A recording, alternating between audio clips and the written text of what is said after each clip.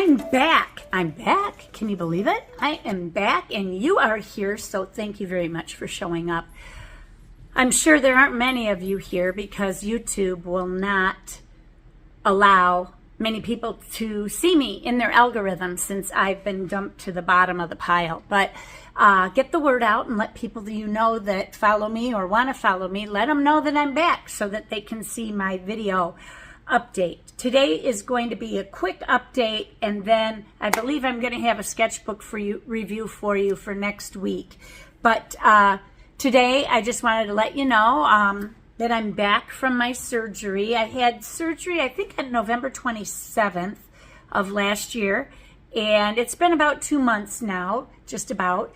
And I had my hip repaired. Basically, I had a gluteus medius tear. You have 3 gluteus muscles in your butt, and they wrap around, well, one wraps around to the hip, the gluteus medius, and that's what provides you with your balance to keep you upright, either standing on one leg or walking. So when I walked, I did this wobble thing really bad, and it was very painful and hard for me to hold myself up, and it was exhausting to walk.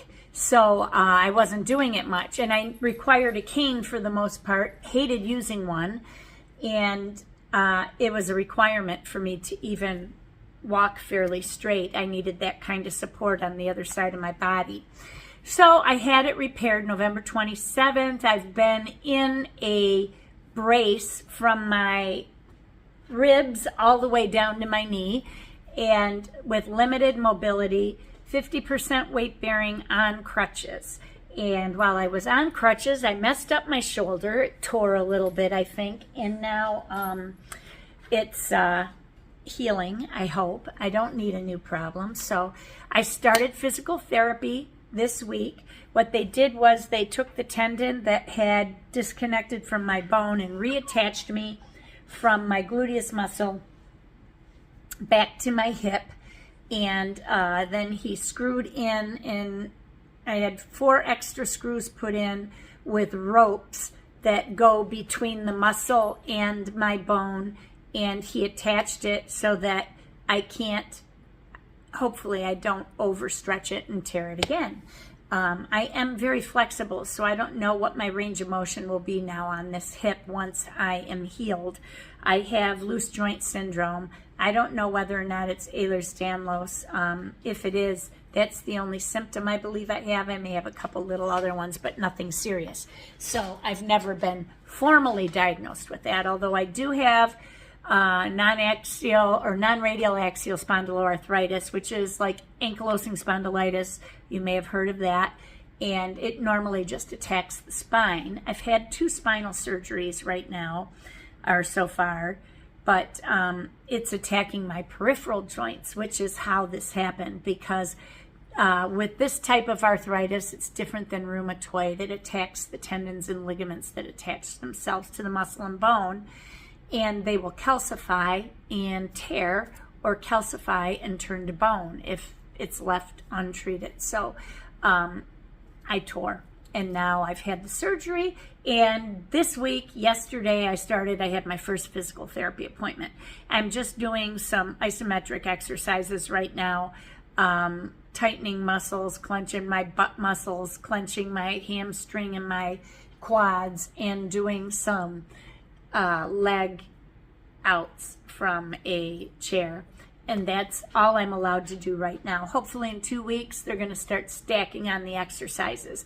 They're doing passive range of motion on me, where they're bringing my leg out and putting it back in and doing all that, which I don't really need because, like I said, I'm ultra flexible. But, and I do those things in bed where I'm not fighting gravity, you know what I mean? So anyway, that's fine. I'm doing much better there, and so I'm finally back in the studio. So you might ask, what have you been doing for the last few months? You've been gone for 5 months. Well, I think I had some burnout before, and let me center myself a little better here in the camera so you can see me. I had a little bit of burnout before, and it was getting to me. My painting was getting worse and worse. I'm sure all of you have been there at some point. And then my dog, Tully, has been a handful. He's now a year old. You want to come up and see people? You want to come up here? Come on, up. Oh, goodness gracious. Sit on Mama's lap. There you go. And this is our little Tully now.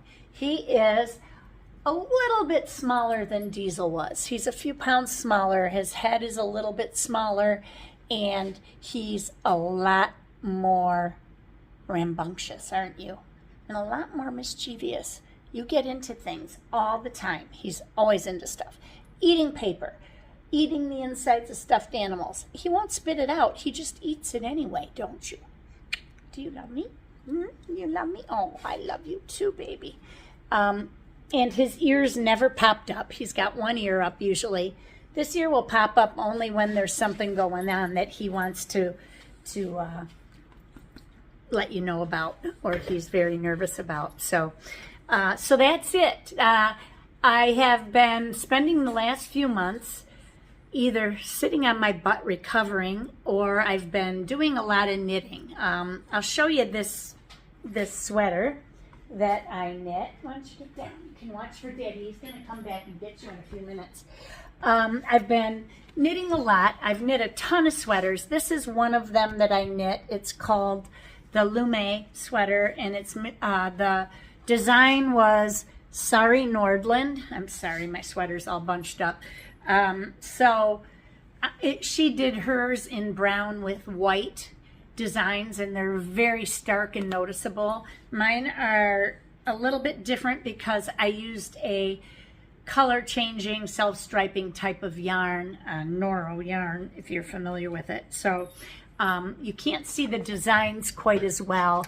Like these are flowers here, but they're striped with 4 or 5 colors, so it makes it very hard to see them, and it goes all the way around the back. This sweater is toasty warm. It's one of my very warm ones. It is Peruvian Highland wool. And I did, no, leave the birdie alone, mister. Oh, he's so mean to them. And then I did a sweater for Christmas in a bright green color.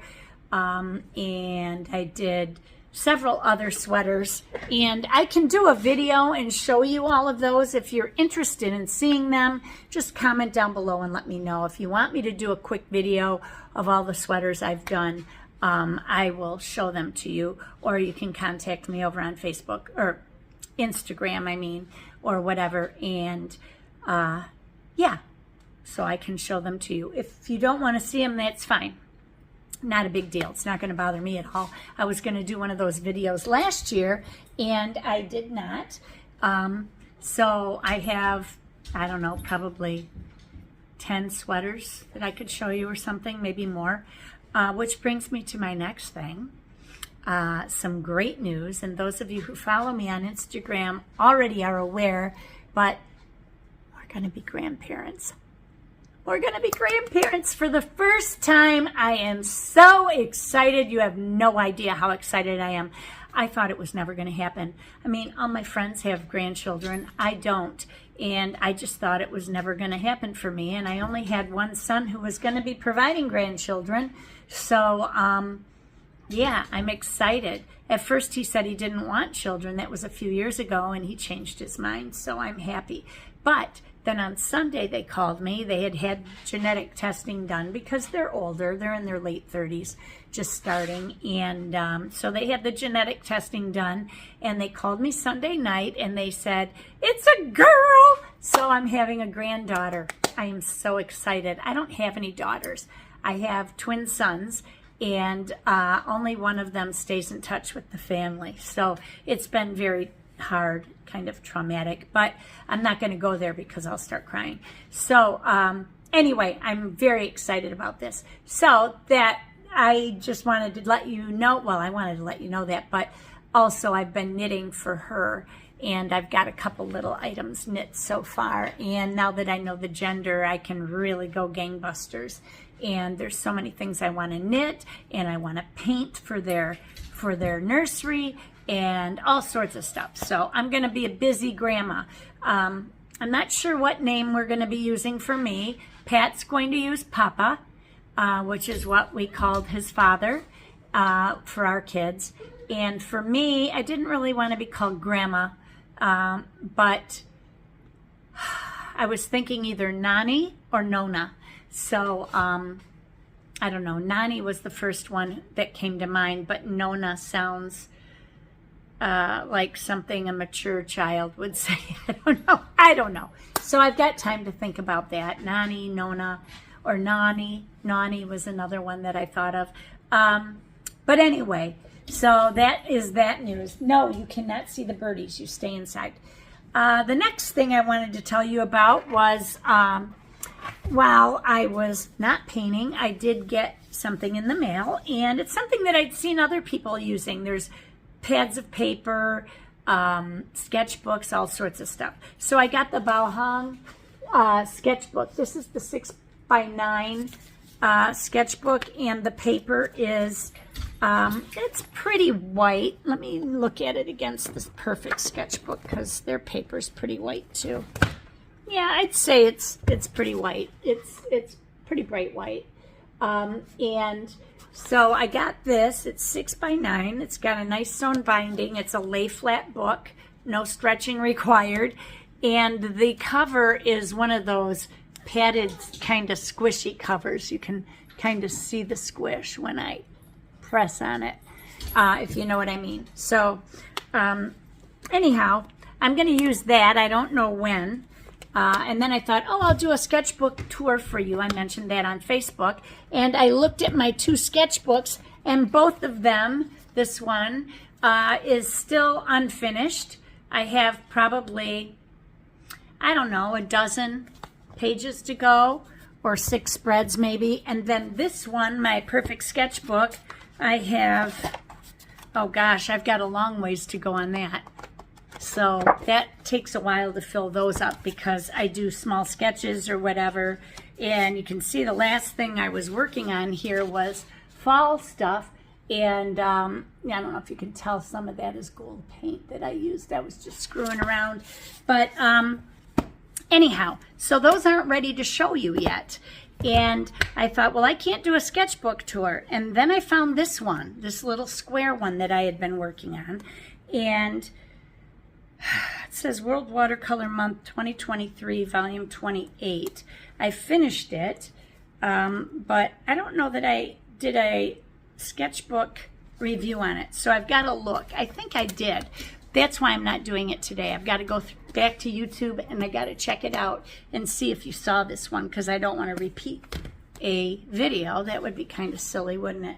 So then I thought, oh, I'll paint out here, and went over to my sink, and then I realized that the water is turned off for the winter because I don't have plumbing deep enough in the ground to keep my water turned on. It comes up above ground and comes into the wall of my studio. Tully, no. Is there a deer out there or something?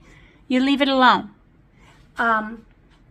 So the pipes would freeze. So in the winter, I usually use I have a couple water jugs, and you can see there's a clear one up there, and there's another one, a green one right below it. I can't turn my finger the right direction, right there. So they're all empty.